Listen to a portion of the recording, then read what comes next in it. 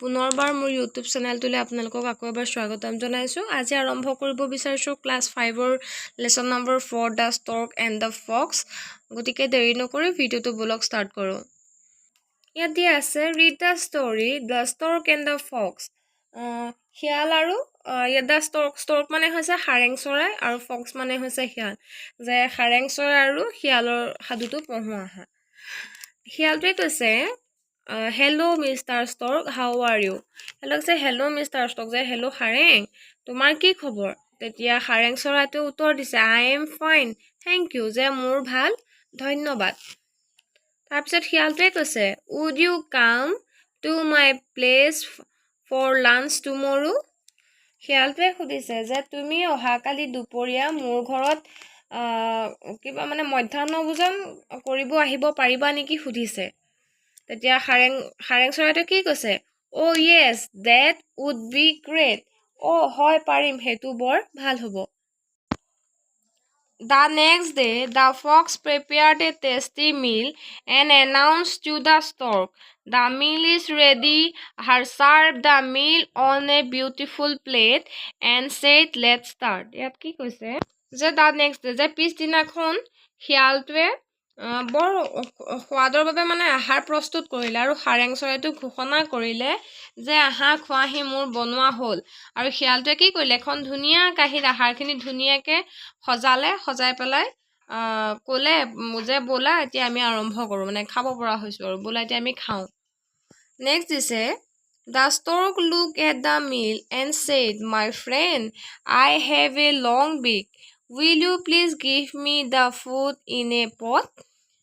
সাৰেং চৰাইটো আহাৰখিনিলৈ চাই পেলাই কৈছে যে মোৰ বন্ধু, মোৰ কি আছে দীঘলীয়া ঠোঁট আছে, তুমি মোক আহাৰখিনি এটা ভতুৱা পাত্ৰত মানে এনেকুৱা আৰু দীঘল অকণমান পাত্ৰ এটাত দিব পাৰিবা নেকি সুধিছে।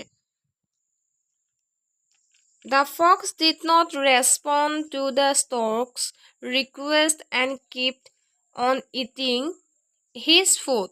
The stork looked at his plate hungrily. He could not eat anything. He left the house of the fox hungry and sad. তেতিয়া শিয়ালটোৱে কি কৰিলে যে তেতিয়া সাৰেং চৰাইটোৱে যেতিয়া এখন পাত্ৰ খুজিলে তেতিয়া শিয়ালটোৱে সাৰেং চৰাইটোৱে কোৱা কথাখিনি কোনো ধৰণৰ মানে প্ৰতিক্ৰিয়া নিদি পেলাই সি অকল কি হ'ল নিজৰ খোৱাতে ব্যস্ত হৈ থাকিল। আৰু সাৰেং চৰাইটোৱে তাৰ কাঁহীখনলৈ কি হ'ল বৰ ভোকেৰে চাই থাকিল আৰু সি একোকে কি হ'ল he could not eat not anything, সি কি কৰিলে একোকে সি খাব নোৱাৰিলে। তেতিয়া কি হ'ল একোকে খাব নোৱাৰিলে আৰু সাৰেং চৰাইটোৱে শিয়ালটোৰ ঘৰৰ পৰা কি হ'ল ভোকেৰে আৰু অতি দুখ মনেৰে গুচি আহিল। এ ফিউ ডেজ লেটাৰ, মানে কিছুদিনৰ পিছত এবাৰ সাৰেং চৰাইটোৱে কৈছে hello' how are you, why don't you come to my house dinner today? যে সাৰেং চৰাইটোৱে শিয়ালটোক সুধিছে যে কি খবৰ তোমাৰ, তুমি মোৰ ঘৰত নহ'লে আজি ৰাতি আহাৰ খাবলৈ আহিবা নেকি?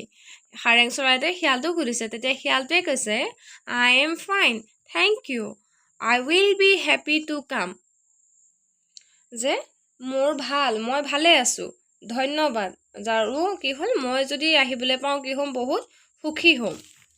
তাৰপিছত দিছে that evening the stork prepared a tasty meal, he serve it in a pot with a long and thin neck, he them invited the fox to have the food. তাৰপিছত সেইদিনাখন সন্ধিয়া সাৰেং চৰাইটোৱে কি কৰিলে মানে সোৱাদযুক্ত খাদ্য কি কৰিলে প্ৰস্তুত কৰিলে আৰু সি সেই খাদ্যখিনি কি কৰিলে এটা দীঘল পাত্ৰত ক্ষীণ আৰু দীঘল পাত্ৰত সি কি কৰিলে সেই খাদ্যখিনি ধুনীয়াকৈ সজালে আৰু he then invited the fox to have the food, আৰু সেই খাদ্যখিনি খাবৰ বাবে শিয়ালটোক আমন্ত্ৰণ জনাইছে। তাৰপিছত সাৰেং চৰাইটোৱে কৈছে you are not eating properly, are not you feeling well, যে তুমিচোন ভালকৈ খোৱাই নাই, গা ভাল নহয় নেকি তোমাৰ? তেতিয়া শিয়ালটোৱে কি কৈছে বাৰু, শিয়ালটোৱে কৈছে I am fine, it's only the pot, I can't eat from the pot, may I have a plate please? তেতিয়া শিয়ালটোৱে কৈছে যে মই ভালে আছোঁ, এয়া কেৱল পাত্ৰ, অনুগ্ৰহ কৰি পাত্ৰটোৰ পৰা কি ক'লে, মই পাত্ৰটোৰ পৰা কি কৰিব পৰা নাই, খাব নোৱাৰোঁ, অনুগ্ৰহ কৰি মোক এখন প্লেট দিব পাৰিবা নেকি সুধিছে। শিয়ালটোৱে সুধিছে সাৰেং চৰাইটোক। তেতিয়া সাৰেং চৰাইটোৱে কৈছে, সাৰেং চৰাইটোৱে কি কৰিলে চাওঁ আহা, যে the stork did not respond. কি কৰিলে, সাৰেং চৰাইটোৱে কি কৰিলে, তাৰ সেই কথাখিনি কোনো ধৰণৰ মানে প্ৰতিক্ৰিয়া নিদিলে আৰু। He kept on eating his food, সি কেৱল কি কৰিলে, অকল সেইখিনিতে অকল খোৱাতে ব্যস্ত হৈ থাকিল সাৰেং চৰাইটো। Now the fox remembered how he had treated the stork at his home. এতিয়া কি হ'ল, শিয়ালটো মনত পৰিছে যে তাৰ ঘৰত সাৰেংটোক যেতিয়া খাবলৈ মাতিছিল সি কেনেকুৱা ধৰণৰ আচৰণ কৰিছিল। He realized that others treat you the way you treat them. তেতিয়া কি কৰিলে, যে সি অনুভৱ কৰিলে যে আনক যেনেকুৱা আচৰণ কৰিবা তোমাকো ঠিক তেনেকুৱা আচৰণেই কৰিব। আৰু he left the house of the stork sadly, having learned his lesson. আৰু এই নীতি শিক্ষা লৈ সি অতি দুখ মনেৰে সাৰেং চৰাইটো ঘৰৰ পৰা গুচি গ'ল। নেক্সট ইয়াত এক্টিভিটিজ কেইটামান দিয়া আছে। 1 নম্বৰ দিছে, let's see how much we have understood, choose the correct answer. যে চাওঁ আহক আমি কিমান বুজি পালোঁ এই সাধুটোৰ পৰা। গতিকে ইয়াত তলত যিখিনি ইয়াত দিয়া আছে শুদ্ধ উত্তৰটো কি কৰিব লাগে, আমি বাছি উলিয়াব লাগে। প্ৰথমতে দিছে the fox invited the stork for.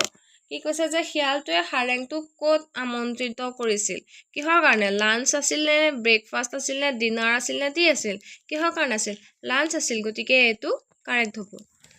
বিটো দিয়া আছে, the stork requested the fox to serve his food in. কি কৈছে যে সাৰেংটোৱে শিয়ালটোক আহাৰখিনি ক'ত দিবলৈ অনুৰোধ কৰিছিল, এ plate, A cup, A pot, a বাউল, ক'ত দিবলৈ কৰিছিল, এ পদ হ'ব। 3 নম্বৰটো শুদ্ধ হ'ব। চিটো দিয়া আছে, the stork serve the food in. সাৰেংটোৱে আহাৰখিনি ক'ত বিলাইছিল সুধিছে, a pot, a bowl, a plate, a glass, tumbler. গতিকে ক'ত হ'ব এনচাৰ, এইটো হ'ব এ পট। নেক্সট দিয়া আছে, the fox could not eat the meal serve by the stork because. যে সাৰেংটোৱে দিয়া আহাৰখিনি শিয়ালটোৱে খাব পৰা নাছিল, তাৰ কাৰণটো কি আছিল, the meal was not tasty, যে আহাৰখিনি সোৱাদযুক্ত নাছিল। 2 নম্বৰতে দিয়া আছে, he was not feeling well, যে তাৰ গা ভাল নাছিল। 3 নম্বৰ দিছে, দ্য ফুড ৱাজ হট, যে আহাৰখিনি গৰম আছিল। 4 নম্বৰটো দিছে, the pot in which the food was serve head long and thin নেক, যে আহাৰখিনি খাবলৈ য'ত দিছিল সেই ভেটুৱাটোৰ মুখখন দীঘল আৰু ক্ষীণ আছিল। গতিকে এনচাৰ কোনটো হ'ব বাৰু, এনচাৰ 4টো শুদ্ধ হ'ব। গতিকে ভিডিঅ'টো আজিলৈ ইমানে। যদি ভিডিঅ'টো ভাল লাগিলে লাইক কৰিব, শ্বেয়াৰ কৰিব, কমেণ্ট কৰিব, ছাবস্ক্ৰাইব কৰি থ'ব। আজিলৈ বাই বাই।